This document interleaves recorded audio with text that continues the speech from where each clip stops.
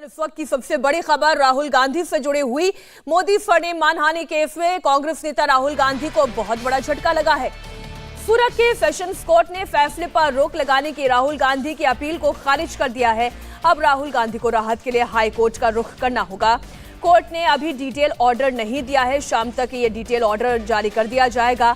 Court ने केवल एक लाइन का फैसला सुनाया है जिसमें यह कहा गया है कि राहुल गांधी की मांग खारिज की जाती है, यानी कि राहुल गांधी की अयोग्यता बनी रहेगी।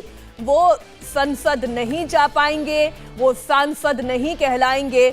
और अगर इसी तरीके से अपील खारिज रही, हालांकि अब कांग्रेस का नेक्स्ट कोर्स ऑफ एक्शन क्या होगा, अभिषेक मनु सिंघवी जो कि इस मामले पर पूरी कानूनी राय दे रहे हैं, शाम को इस मामले में प्रेस कॉन्फ्रेंस भी करेंगे, पूरी जानकारी भी देंगे। लेकिन फिलहाल की अपडेट ये है कि राहुल गांधी को एक बड़ा सेटबैक लगा है, एक बड़ा झटका लगा है सूरत सेशंस कोर्ट से, जहां पर उनकी याचिका को खारिज कर दिया गया है। केवल एक लाइन का ये ऑर्डर दे दिया गया है, ये फैसला सुना दिया गया है। और जो डिटेल ऑर्डर है वो शाम को जब सामने आएगा तब और सेशंस कोर्ट की ओर से क्या कहा गया इस पर चर्चा की जाएगी। तो 2 साल की सजा पर रोक नहीं लगी है। दूसरी बड़ी बात, राहुल गांधी की लोकसभा सदस्यता बहाल नहीं होगी। वो सांसद नहीं है, अयोग्य घोषित किए जा चुके थे। मोदी सरनेम अब मानहानि केस में, डिफेमेशन केस में हमारे साथ निर्णय और देवेंद्र, हमारे दोनों सहयोगी लगातार बने हुए हैं।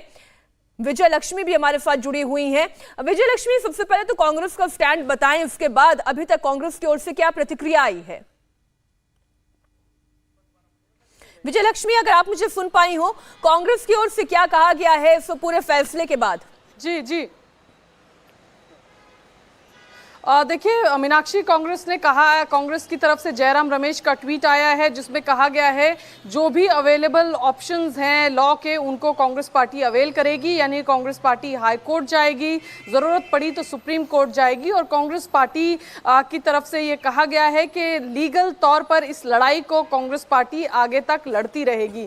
और आज शाम को 4 बजे अभिषेक मनु सिंघवी, क्योंकि पूरी इस लीगल एस्पेक्ट्स को अभिषेक मनु सिंघवी कांग्रेस पार्टी की तरफ से देख रहे हैं, शाम को 4 बजे उनकी प्रेस कॉन्फ्रेंस भी होगी जिसमें वो विस्तार से बताएंगे। लेकिन फिलहाल कांग्रेस के सूत्र यही बता रहे हैं कि जितने भी लीगल ऑप्शंस राहुल गांधी के पास अवेलेबल होंगे, आज उनकी याचिका खारिज होने के बाद उनको वो अवेल करेंगे आने वाले दिनों में। लेकिन वो माफी नहीं मांगेंगे, ये बात तो तय है। और जैसा कि निर्णय हमारे सहयोगी ये बता रहे थे कि वो ऑप्शन वो पहले ही खो चुके हैं। निर्णय राहुल गांधी के पास अब विकल्प केवल अपनी प्ली को लेकर अपर कोर्ट के पास जाने का है, क्योंकि माफी मांगने वाला केस तो अब उनके पास है ही नहीं, वो ऑप्शन बचा ही नहीं है। बिल्कुल, जो ऑप्शन के जो 2 स्टेजेस थे वो पार कर चुके हैं और उस वक्त उन्होंने ऑप्ट आउट किया था, उन्होंने ऑप्शन नहीं मांगा। और जबकि आपने देखा होगा कि एक पॉलिटिकल स्टेटमेंट आया था उनकी तरफ से कि वो सावरकर नहीं है, वो गांधी हैं और इसीलिए वो माफ़ी नहीं मांगेंगे। ये बाकायदा पब्लिक किया गया था स्टेटमेंट उनकी तरफ से।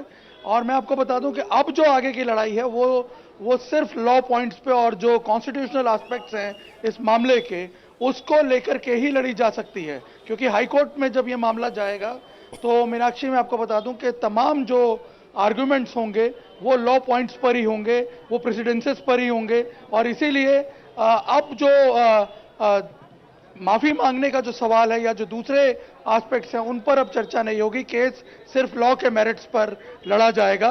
तो जाहिर सी बात है कि जो माफी मांगने का ऑप्शन है अब उस पर चर्चा के कोई मायने भी नहीं रह जाते हैं मीनाक्षी। देवेंद्र, और वैसे भी अगर माफी मांगनी होती जैसे निर्णय कह रहे हैं तो वो पहले ही मांग चुके होते। और कांग्रेस को भी शायद इस बात का अंदेशा होगा कि सेशंस कोर्ट से उन्हें कोई राहत नहीं मिलने वाली है, तभी राहुल गांधी ने अपना जो सरकारी आवास है जो एक सांसद के तौर पर उन्हें मिला था, उसे वो पहले ही खाली कर चुके थे। और इसमें 2 चीजें मीनाक्षी, पहली बात तो ये कि जैसे माफी मांगना या नहीं मांगना, और दूसरी चीज कि जब वो हाई कोर्ट में जाएंगे वहां पे जब उनके वकील जीरा करेंगे तो वहां पर उनको ये समझाने की कोशिश करेंगे हाई कोर्ट को कि जो राहुल गांधी ने कहा था वो सिर्फ व्यक्ति विशेष के लिए था, वो कम्युनिटी के संदर्भ में नहीं था और कम्युनिटी का उन्होंने बिल्कुल भी कोई अपमान नहीं किया है। जाहिर तौर पर इस एक तर्क के सहारे राहुल गांधी को या तो उनकी सजा कम कराने की कोशिश की जाएगी या दोष मुक्त सिद्ध करने की कोशिश की जाएगी। सजा अगर कम होती है, क्योंकि डिफेमेशन केस में ये मैक्सिमम पनिशमेंट है और ऐसी स्थिति में अगर सजा कम होती है, 2 साल से कम की सजा होती है, तो संसद सदस्यता वाली समस्या उनकी खत्म हो जाएगी और अगला चुनाव वो लड़ सकते हैं। दूसरी चीज कि इस पूरे मामले को अगर देखें तो निश्चित तौर पर यह समझ में आएगा कि राहुल गांधी और कांग्रेस पार्टी के पास जिस प्रकार से एक देश के नामचीन अधिवक्ताओं की फौज उनके पास ऑलरेडी नेताओं के तौर पे है, कम से कम 6 से 7 सुप्रीम कोर्ट के बड़े वकील कांग्रेस पार्टी के नेता हैं। चिदम्बरम की बात कर लें, शेख मनीष सिंह की बात कर लें, विवेक तन्खा की बात कर लें, कपिल सिब्बल की बात कर लें, एकदम पूरी से पूरी जिसे बैटरी कहते हैं तो वो पूरी एक बैटरी मौजूद है एक्सपर्ट एडवोकेट की। बावजूद इसके लोअर कोर्ट में उस तरीके से राहुल गांधी को कि केस लड़ते ये लोग नजर नहीं आए, सलाह देते नजर नहीं आए। वहां पे लेके बहुत सारे सवाल खड़े हुए थे कि क्या कांग्रेस पार्टी की रणनीति में कोई बहुत बड़ा गड़बड़झाला था, कोई बहुत बड़ी समस्या थी जिसके चलते इतने नामचीन अधिवक्ता उनके इतने बड़े नेता के खिलाफ मामला हो और फिर भी वो अगर सलाह देते नजर नहीं आए, कोई बैठक करते नजर नहीं आए, वहां कोर्ट में जाते नजर नहीं आए। इस बात को लेकर बहुत सारे सवाल खड़े हुए थे। अब जरूर है कि वो लोग पूरी शिद्दत के साथ लगे हैं और शायद सबसे ज्यादा बड़ी वजह यह है कि पनिशमेंट के बाद उन्हें यह समझ में आ गया होगा कि अगर राहुल गांधी की ये सजा बरकरार रहती है तो 2 साल और 2 साल जब खत्म हो जाएगी तो उसके बाद 6 साल, यानी कि अगले 8 साल तक वो अगर संसद सदस्य नहीं रह पाते हैं, चुनाव लड़ने के योग्य नहीं रहेंगे, तो अंदाजा लगाया जा सकता है कि राजनीतिक तौर पे राहुल गांधी के लिए और कांग्रेस पार्टी के लिए कितना खतरनाक हो सकता है। और शायद यही वजह है कि ये तो देवेंद्र आप और कुछ और जानकार कह रहे हैं कि खतरनाक हो सकता है, लेकिन क्या कांग्रेस भी ये मानती है या नहीं?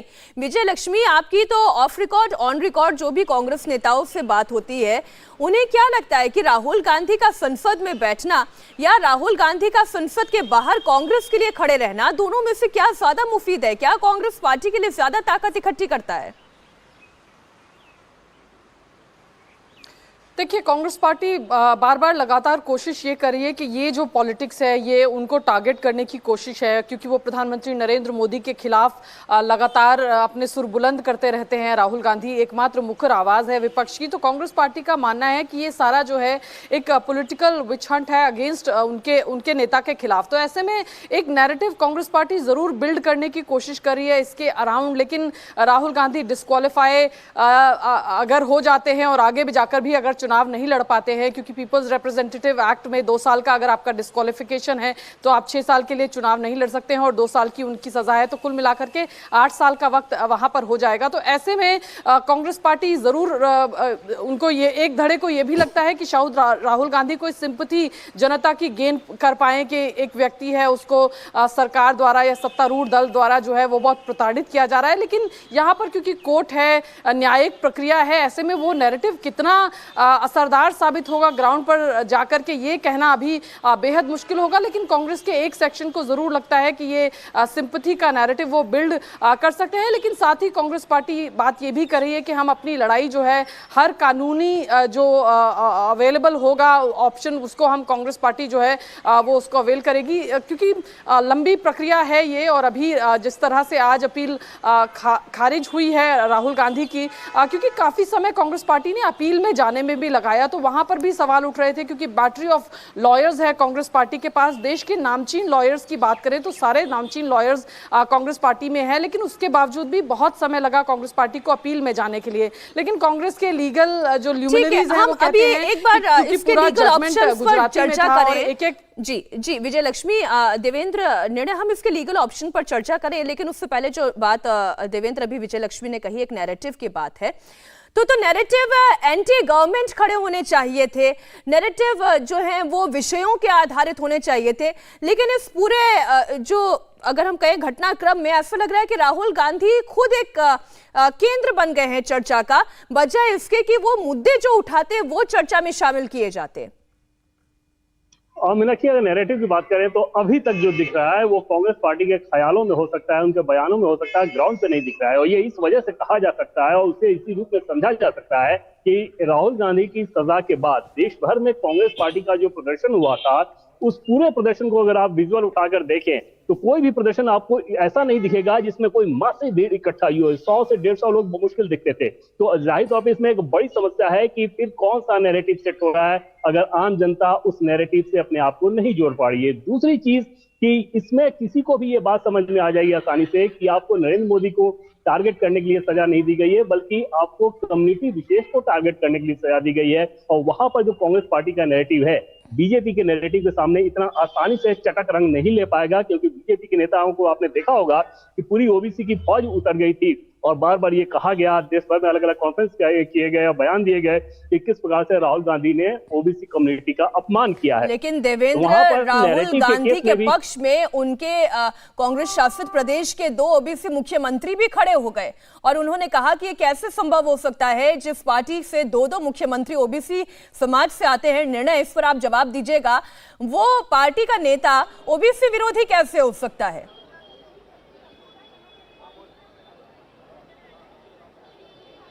देखिए, ये राजनीति तो अपनी जगह है, लेकिन मैं आपको बता दूं कि अगर आप अदालत का पक्ष देखें, जिसको बीजेपी आधार बना रही है, उसमें वजन इसलिए ज्यादा दिख रहा है क्योंकि अदालत ने अपने जजमेंट में इस बात को माना है कि जिस मोड़ वणिक समाज की अवहेलना का, जिस मोड़ वणिक समाज के अवमानना का ये मामला था, उसकी फीलिंग आहत हुई है, उसकी फीलिंग जो है वो हर्ट हुई है। ये बात पूर्णेश मोदी, जो बीजेपी के विधायक भी हैं और मोड़ वणिक समाज से आते हैं, वो इस बात को अदालत में एस्टेब्लिश करने में कामयाब हुए हैं।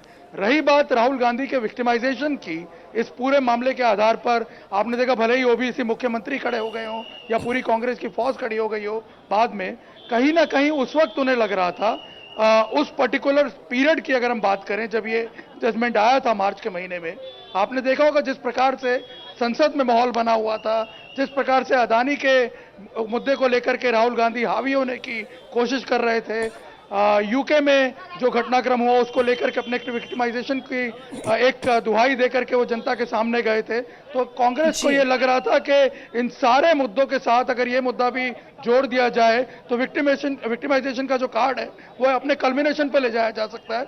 लेकिन कहीं ना कहीं कांग्रेस की ये जो स्ट्रेटजी है ये वर्क करती हुई नजर नहीं आ रही है, क्योंकि आप वो बाकी सारे मुद्दे भी अगर देखें तो वो भी फेड हो चुके हैं, वो भी इस वक्त कहीं फोरफ्रंट पर नजर नहीं आ रहे हैं। इसीलिए लग रहा है कि बिल्कुल, और यही बिंदु मैं उठा रही थी निर्णय कि जो महंगाई, बेरोजगारी, भ्रष्टाचार के मुद्दे लेकर राहुल गांधी चलते थे, आज ये तीनों मुद्दे पीछे हो गए और राहुल गांधी को विक्टिमाइज किया जा रहा है। आज यही मुद्दा चर्चा के केंद्र में रह गया है। सूरत फैशन कोर्ट से कुछ प्रतिक्रियाएं आ रही हैं, जरा वो भी एक बार दर्शकों को दिखा देते हैं। आज कोर्ट ने स्टे एप्लीकेशन रिजेक्ट कर दिया। जो मनाई अर्जी थी, हमने कन्विक्शन पे राहुल जी ने मनाई डिमांड करी थी, मनाई रिक्वेस्ट करी थी, वो कोर्ट ने सिंपल रिजेक्ट कर दी। कोई रीजन नहीं दिए है कोर्ट ने, रीजन कोर्ट शाम को देगी। तो शाम तक का इंतजार, निर्णय अभी हमें और करना होगा। शाम तक का वक्त लगेगा डिटेल ऑर्डर आने में।